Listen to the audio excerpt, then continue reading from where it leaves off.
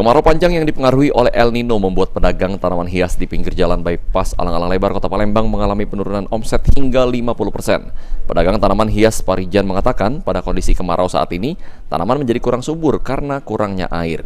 Selain itu, musim kemarau saat ini membuat kualitas tanaman menurun, bahkan tidak sedikit tanaman yang mati. Saat ini jumlah pembeli pun sedikit hingga berdampak pada penurunan omset tanaman 50%. Di kondisi kemarau saat ini kayak mana kondisinya? Kondisinya biasanya subur, ini kurang subur karena kurang siram sebenarnya kan. Jadi kurang ini. Untuk kualitas tanamannya dewek jadi menurun, Pak ya? Ya menurun.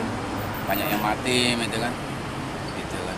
Kendala kita di saat musim kemarau ini kayak mana, Pak? Ya kendalanya itu air lah. Kalau ini karena kemarau panjang ini turun hujan kan, jadi tanaman banyak yang layu, kurang subur.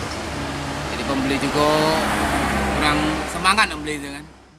Senada pedagang tanaman hias lainnya, Wari menyampaikan di musim kemarau saat ini dirinya terkendala air untuk menyiram tanaman sehingga harus mengeluarkan biaya per 3 hari sebesar 200.000 untuk membeli air agar tanaman bisa disiram. Selain itu, omset juga menurun hingga 85%.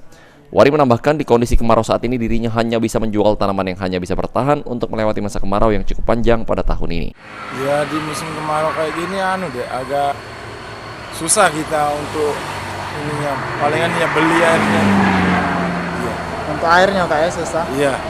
Untuk airnya, omset penjualan juga turun ini lagi sekarang ini. Penurunan omsetnya berapa persen lah, Kak? Hampir 85% itu. Eki Saputra, PAL TV.